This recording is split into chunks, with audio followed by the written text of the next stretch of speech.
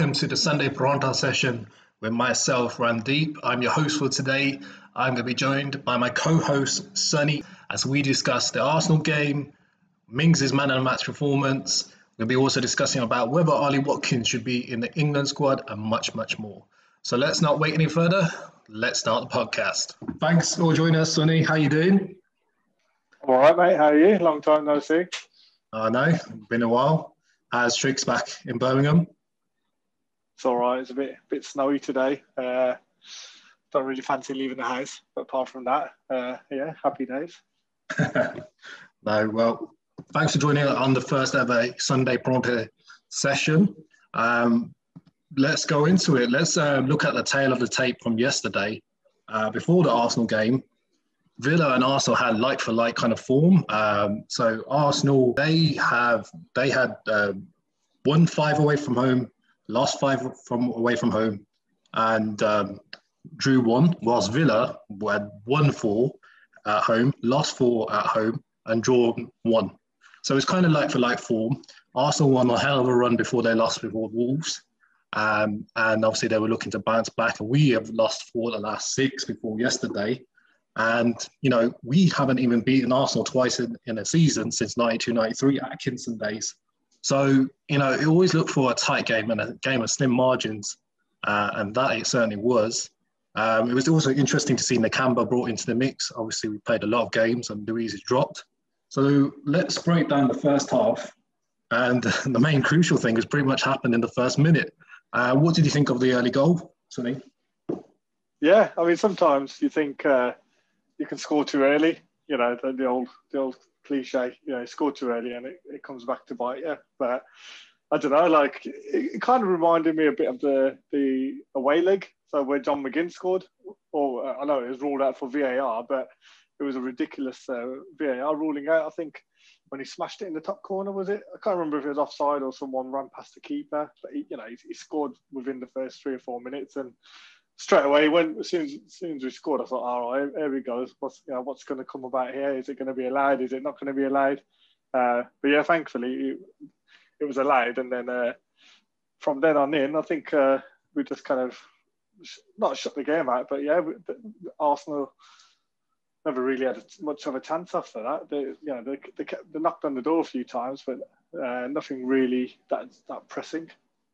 Yeah, I mean, the key word there you just said as well, pressing, really, because that was, for me, the difference between the two teams. I mean, especially if you compare it against our performance against West Ham, that was the main difference. Our pressing, our pace, our energy compared to West Ham was just amazing.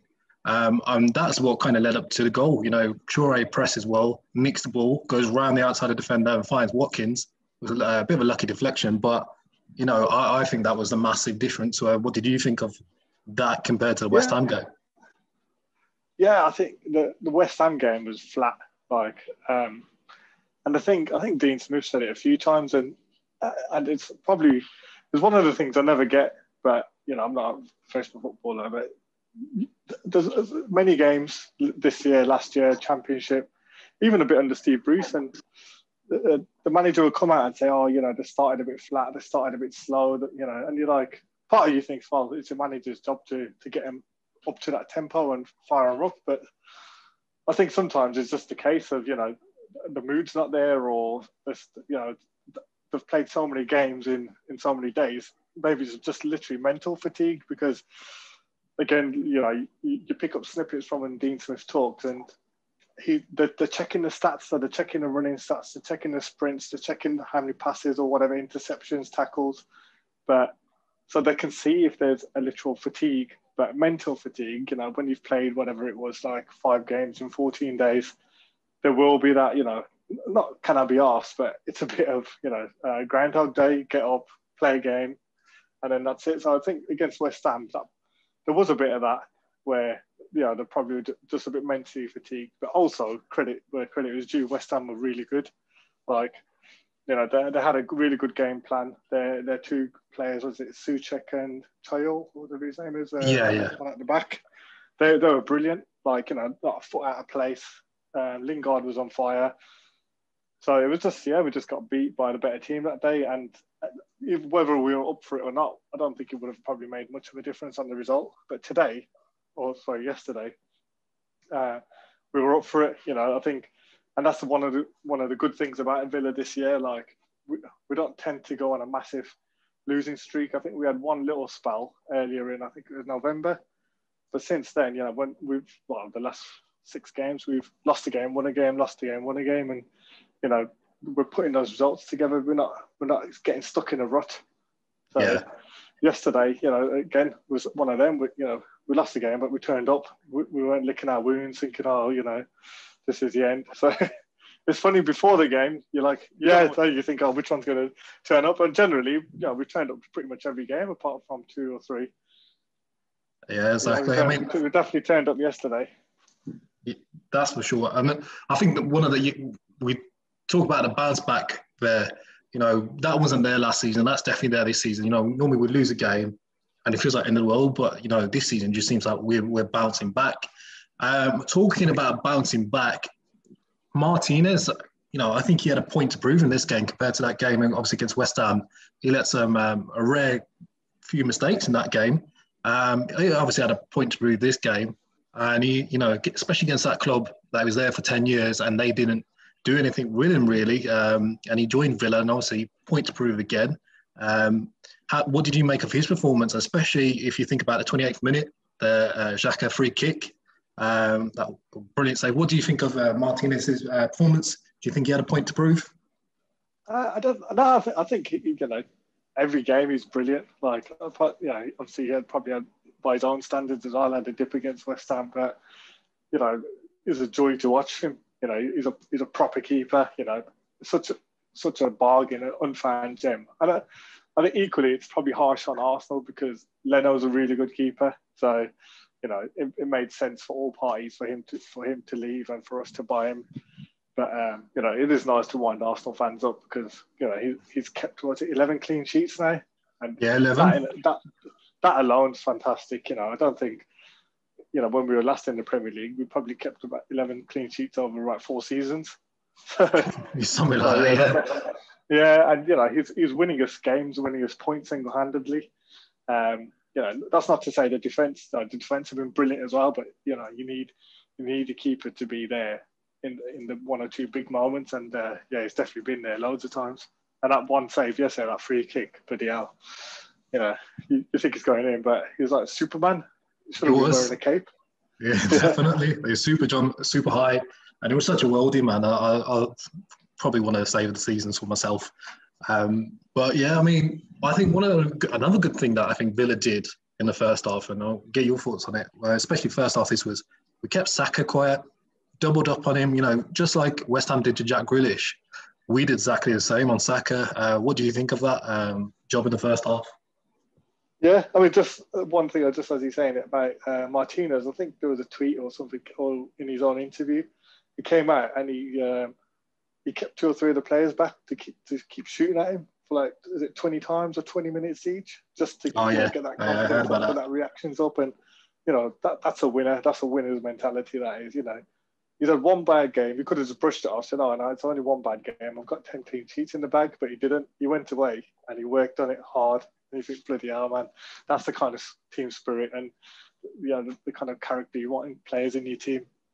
Exactly. But, how we set up yesterday, again, I think we were all surprised when Louise wasn't playing, and we probably don't know the reason for that. But at the same time, you look at it, you think maybe it was just to shore up the defence a bit. One, fresh legs, and 2, fresh legs, fresh mind. And it was probably, to adapt to the amount of left-sided players Arsenal were going to bring on. So, you saw towards the end when we brought Trezeguet on. But, Saka was he was all over the pitch. They can move him about freely because he can play in so many positions. And we probably needed, that adaptability as well. Yeah. And I think Nakamba was quite important yesterday because he's just one of these guys who sits back, and he did a job on Saka along with Target and Jack in the first half. Obviously, in the second half, it was a different case. But talking about the second half, they, as you just mentioned, move Saka over to the left. I think we have to give credit where credit due here. how well did Matty Cash do yesterday? I mean, he had to deal with Saka, Pepe, Willian, all various different players were trying it down that left wing. And I think the timing of the substitution as well, to bring Trezeguet into the mix, to help deal with that, was spot on. What did you make of that switch, and what do you think of Cash's performance yesterday? Yeah, I think Cash was spot bang on. I think the whole back four just consistently good. Like, I know, again, we've lost a few games, but all I keep seeing is 11 clean sheets. That's phenomenal, and that back four just all four of them could play for England. And Matty Cash showed yesterday why he could be up there, even though England got a load of right backs. He's a different type of right back. To some of the options already there. So, and he showed it. He can play against, and he's performed against all the teams. Man City, Man United, Liverpool, now Arsenal, Chelsea. So, yesterday was just another feather in his cap, really.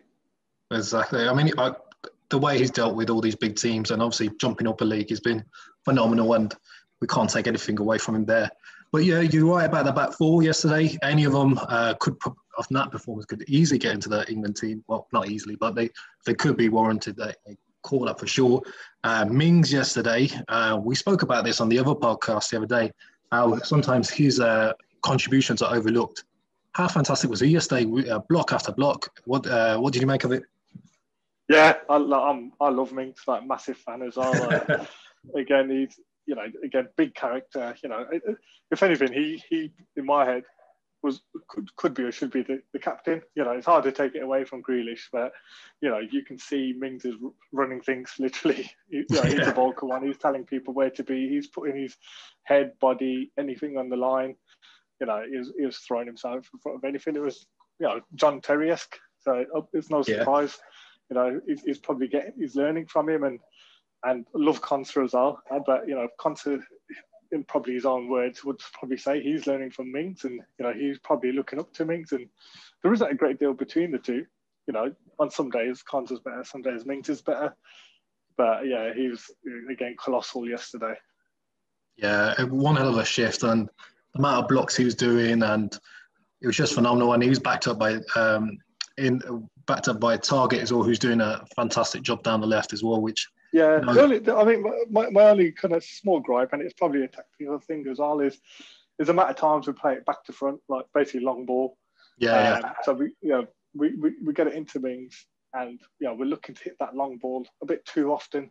Sometimes it'd be nice to get it through the middle a bit more. Play it through McGinn or through Louise. But I think a lot of the time Mings is trying to hit Jack, hit Watkins, and it doesn't always stick. So there was parts of the game yesterday where Arsenal were dominant, and it was just us hitting it up there, and it was coming kind of straight back. And that has been a factor in a few games. And it's nitpicking, but if there's little things like that where we can mix it up, we'll be better for it.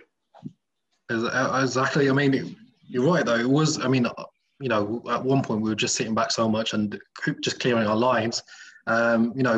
It was difficult. I noticed from the 55th minute to the 80th minute, it was hard for us to get onto the ball. From the 80th minute to 90th minute, we actually started creating some chances for Grealish and Ollie Watkins.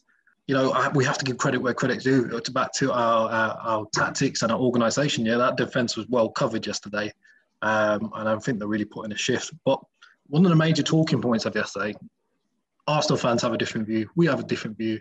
Let's say your view, Sonny. Was the Martinez Lacazette incident, was that a pen?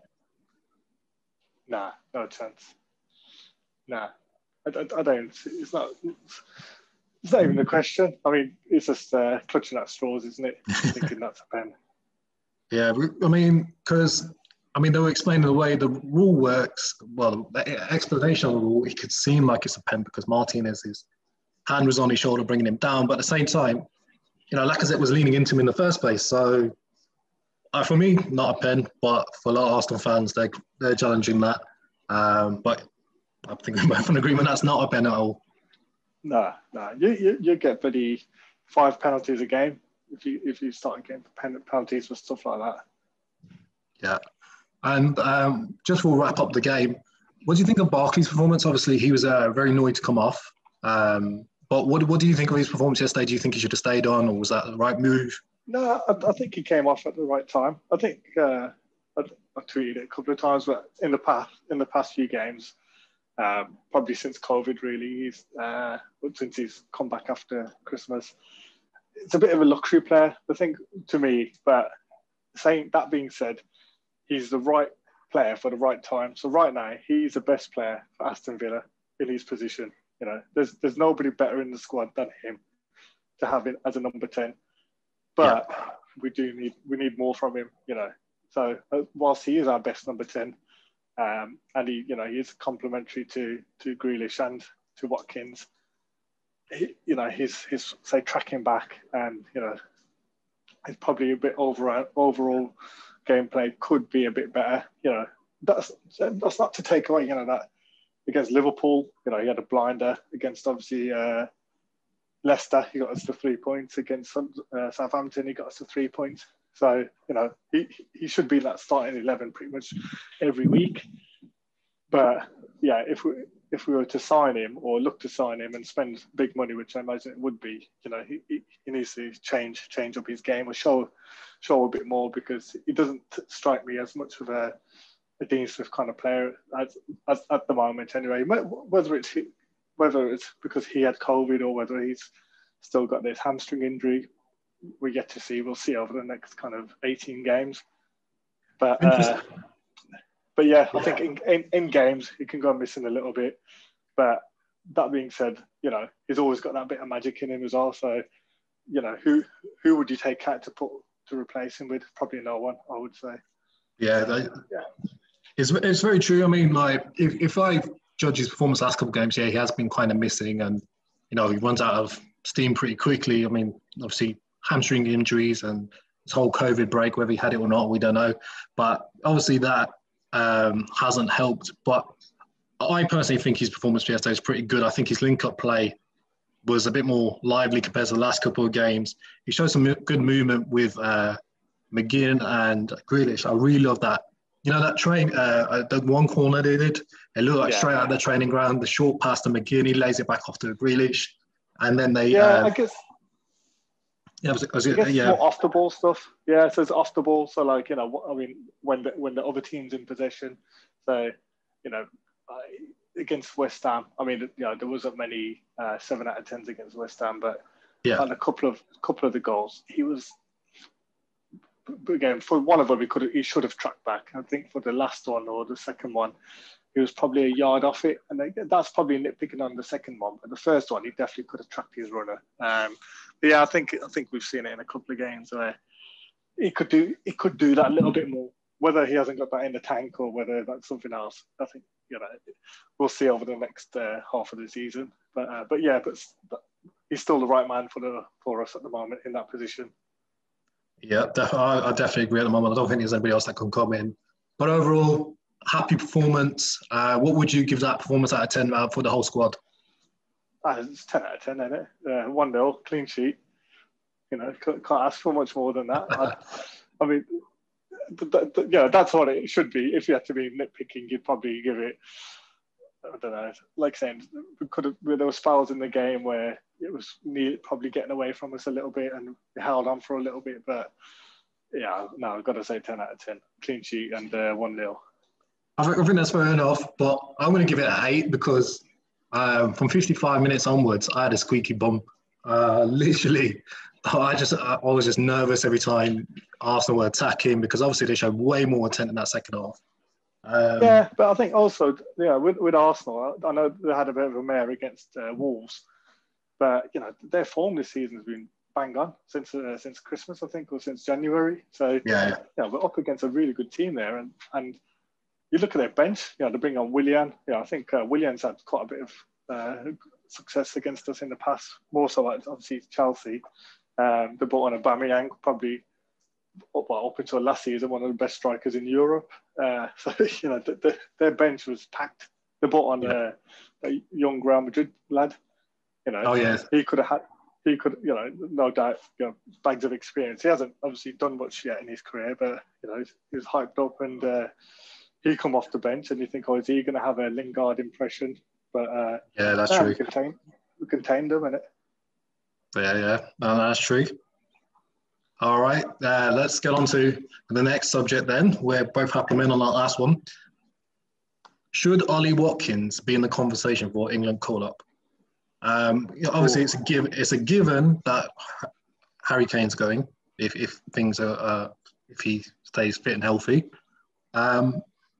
If Jamie Vardy was still playing international football, I don't think this would be a conversation. But who do you think? I mean, let me just read some name some players and read you some stats as well, and let me know what you think. So we've got people like Danny Ings, who has been regularly called up so far. This season, playing for Southampton, he's played 17 games, 7 goals, 3 assists, a shot accuracy of 56%. And one of the key stats here is 5 big misses. You got Calvert-Lewin for Everton, 19 games, 12 goals. So a lot more goals than Danny Ings. Shot accuracy is around the same, 57%, but 9 big misses. You got Tammy Abraham. Obviously, we love Tammy for his time at Villa. But if you look at his stats compared to these guys, he kind of, I don't know, we'll get your view in a second, but 18 games, 6 goals, 43% shot accuracy. And the other guy that you kind of put him up against is Patrick Bamford, 11 goals, 21 games, 5 assists, shot accuracy of 43% and 13 big chances missed. And then talking about the man himself, Ollie Watkins, this is his stats. 12 goals, 2 assists, 24 games. So he's played more games than the rest of them. His shot accuracy is a lot higher than the rest of them, 61%. But he has missed 11 big chances this season. So what do you think compared to those strikers there and those stats? What's your thoughts? Yeah, I don't think he's ready for England. Again, fan of Watkins, but he's definitely work in progress. So, his goal return has been fantastic so far. I don't think many of us expected to do such a return so quick. But that being said, he has missed a few big chances. But that's not to hold it against him. It just shows that, where his work in progress, he's doing the business for us. But to be in the England team, you need to be flying. Harry Kane's obviously number one. No one's even near him. Yeah. But then after that, Calvert-Lewin, he's having a blinder of a season. So if Watkins is going to be there, he's going to be third string, if that. But it's hard to take it away from Bamford because Bamford's having a great season as well. So, but yeah, it's Kane and then Calvert-Lewin. But then around them because of how Southgate plays, you're looking at all the others, aren't you? Like Sancho, Sterling, Foden, Greenwood, Rashford, yeah, Grealish obviously as well, Mason Mount, Maddison. So it's more. There's so much competition for attacking players. I don't think Watkins gets a mention even or a look in this season. Maybe 2 years time. I definitely wouldn't discount that. But this season, no, he's not near it. It's interesting you say that though, because if you look at a reason why Jack Grealish was kept out, it was his stats. Now, if you look at Ollie Watkins' stats, he scored more goals. Well, same amount of goals as Calvert-Lewin, who we think is, could be next. Call up after Harry Kane. Definitely scored more than Tammy, double goals than Tammy. Scored more than Ings, who's been regular call up. Patrick Bamford, he scored more than him as well. Obviously, there is some game differences as well. And his shot accuracy is a lot higher than the rest of these players. So I don't know. I think maybe I'm not seeing it. Yeah. I don't know. Maybe I've missed that, but I don't know. Like sometimes the grass is greener. When you see other strikers like Callum Wilson. Up until last year, and even this year a little bit, you're like, he's doing the business. But then when push comes to shove, and you're like, would he sign him? You're like, I don't know actually. But, it's true. He's always been... So maybe Watkins is better than we all imagine. But like I said, I don't write him off at all. I don't think England's right for him this year. I mean, even then, you'd be third striker. So if he was to go for the experience, that'd be great. But Harry Kane's number one, and hopefully stays fit. And I think I tweeted the other day where if if Grealish is assisting Kane and Sterling or whoever, like he has been this year, it's going to be a fun summer, isn't it? Definitely. And one of the interesting things about Grealish the other day was he's been working a lot on his final ball, because obviously working with the likes of Sterling and Kane, understanding how they run compared to the club level, obviously massive difference. So he's been working on his final ball, and I think it's going to be a great tournament if it still goes ahead. It could work on his corners as well. Yeah, I mean, I don't know how many games this year where, I think Bertrand should be taking the corners, but yeah, Jack's corners I'm not a fan of at all. Even his free kick, fair play, he's working on them, but I don't think he should be taking them in the game. No, I agree. I think Traore's delivery is fantastic. He's such a great crosser and such a good corner taker that I think he should be taking them. And free kicks right now, leave it to the other boys until he's really 100% confident and ready. I know he's trying to practice them because he sees that as his Achilles heel. But yeah, definitely. What was the League Cup game where Grealish scored late? Was it Luton or someone like that, where he scored from the edge of the box? That's what you want him, like a bit like Paul Scholes, isn't it? You want him waiting on the D, waiting for the corner to come out and smash it in. Yeah, that was one hell of a goal. That's what you want him. You don't want him. You don't want him taking corners. It's true. On the edge of the box because he's too short to be in the box. So, I agree with you there. Sonny, we're going to play a game now. I didn't brief you about this, but we're going to play a game. It's Who Am I, but the Punjabi version. So I'm going to give you 3 ex-Aston Villa players. And usually how Who Am I works is that I tell you that they're a midfielder, they played this many times, they scored this many times. But in the Punjabi world, in the older generations and the parents, they don't care about anything like this. All they want to know is, what's the height of this person, age, wage, where they're from, and the car. So we're going to play Punjabi Who Am I. I'm going to read you some bio data stats and wages, and you have to try and guess. Also, you can tell me how much do they weigh and how much does it mean they got? That's probably what they actually want to know, but I'm sure they can. I'm sure they can guess by the wages how much Jimmy they can probably buy. All right, so let's go with this then. All right, so this first player was 5'7". In today he's 34 years old. During his time at Villa, he used to earn apparently £60,000 to £65,000 per week. I'm just trying to see if you can guess who it is based on that. If not, I'll give you some more clues. 34, 5'7". You're not giving away a lot away there. Okay. Go on then. Yeah, give us another one. All right. So he's another clue is he once had a Twitter punga fight with Sean Teal. Why? Still got nothing. Right. Okay. Yeah. This next clue will probably give it to you. My band is Harfleur, France.